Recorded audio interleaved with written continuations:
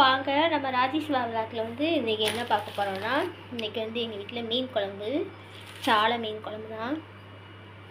நேற்றே கொண்டு வந்துட்டாங்க.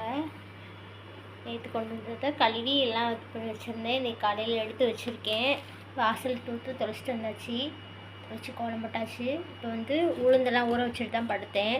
இப்போ உளுந்தை போட்டுட்டு கிரைண்டரில் போட்டுட்டு அடுத்து மீன் குழம்புக்கு ரெடி பண்ணுவோம். வெண்பொங்கல் தான் காலையில் சாப்பாடு. வெண்பொங்கல் போட்டு சாம்பார் சட்னி.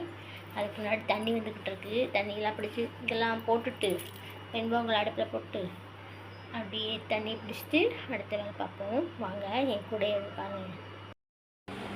சாதம் வச்சுருக்கேன். சாதம் நல்லா வெந்து வந்துருச்சுன்னு நினைக்கிறேன். பொங்கிட்டு லைட்டாக வேகணும். அதுக்கப்புறம் டீயும் வச்சிருச்சு. டீயை இறக்கிட்டு நம்ம வந்து தாளிக்க போகிறோம். பாருங்கள், இது பூரி போட்டது எண்ணெயெல்லாம் ஊற்றி வச்சுட்டு இதில் வந்து சாம்பாருக்கும் தேங்காய் சட்னிக்கும் தாளிக்க போகிறேன். சாம்பார் ரெடி ஆகிட்டு வெண்பொங்கலும் ரெடி ஆகிட்டு பாருங்கள். குறைவாக இருக்குது. வயசானவங்களுக்கு அப்போ தான் சாப்பிட நல்லாயிருக்கும். அதுக்கப்புறம் புளி ஊற வச்சுருக்கேன் மீன் குழம்புக்கு. தண்ணியே பிடிச்சாச்சு.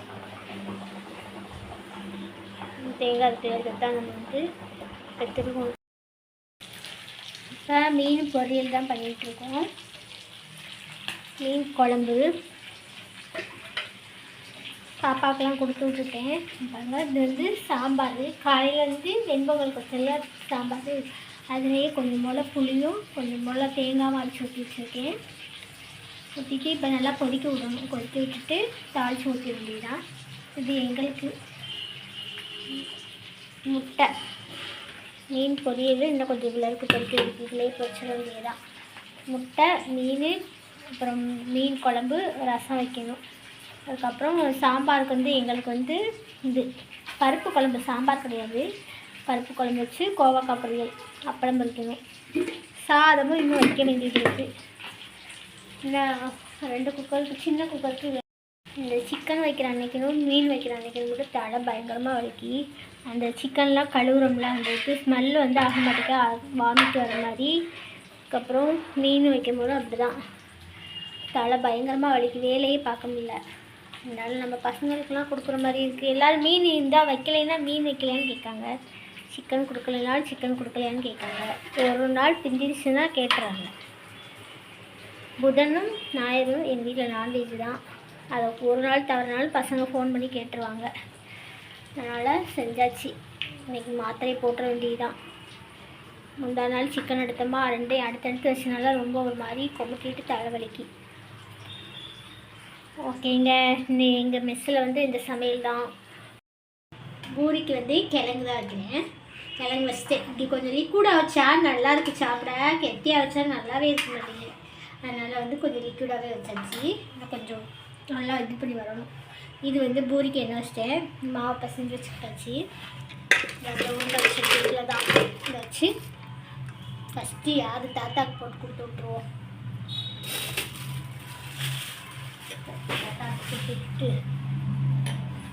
அதுக்கப்புறம் இன்றைக்கி வந்து அப்புறம் பூரிக்கு போட போகிறேன். நேராகிட்டு இந்த இவன் வந்து ஸ்நாக்ஸ், எங்கள் பாவா வந்து அவங்க எம்பி வச்சுருக்காங்க. நாங்கள் அந்த ஸ்நாக்ஸ் தான் வாங்கி கொடுத்துருக்காங்க. ஸ்நாக்ஸே வாங்கக்கூடாது, ஃப்ரூட் வாங்கி கொடுத்தாவே சாப்பிட்லாம். சரி, வாங்கி கொடுக்குறப்ப நம்ம என்ன சொல்ல முடியும். அது பேக்கில் தான் வாங்கி கொடுத்தாங்க. அதை நாங்கள் என்னென்னு பார்க்குறேன். சாக்லேட் ஒன்று, டைரி மில்க் போல். இதை ஓப்பன் பண்ணி இதே இது தான். இது வேறு இது வேறு இது. அப்புறம் சாக்லேட்லாம் நிறைய சாப்பிடக்கூடாது. சாக்லேட்டாக தான் வருது. இது வந்து இது என்னன்னு பார்ப்பா, நபாட்டி. அப்புறம் இது ஏதோ கோகோனட் சாக்லேட் போல. இது என்னமோ வேப்பன் போட்டிருக்கு. அப்புறம் இது வந்து பிஸ்கட் சாப்பிடலாம். இது வந்து உருண்டை உருண்டையாக கிடக்கு பாப்பா மிட்டாய், ஜெம்ஸ் மிட்டாய் போல. அப்புறம் இன்னொரு நபாட்டி. ஏப்பரில் நபாட்டி தானே. இதுவும் ஒரே பிராண்டுன்னு நினைக்கிறேன். இந்த பருப்பு ஒரே மாதிரி இருக்குது. எனக்கு பிடிச்ச மிட்டாயா தேங்காய் மிட்டாய். தேங்காய், ஆமாம், கோகோனட் தான் போட்டிருக்கு. இந்த போட்டிருக்குல, அதனால அவ்வளவா சாப்பிட்றேன். இது என்னன்னு தெரியல. இது என்ன பாப்பா, நியூட்ரலாவா? இங்கிலீஷ் கொஞ்சம் வாசிச்சுக்குவேன். இது எதுக்கு டீயில் எதுவும் காப்பியில் கலந்து குடிக்கிறதா பாப்பா? ப்ரெட்டில் தடவி சாப்பிடலாம். ப்ரெட்டில் தடவி சாப்பிட்றதா?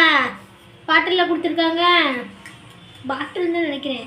இப்போ உடச்சி பார்த்தோம்னா தெரிஞ்சு பேர் உடச்சி பார்த்தோம். ஆமாம் பாட்டில் இருக்கு பாரு, வைக்கும் போது சத்தம் கேட்கல.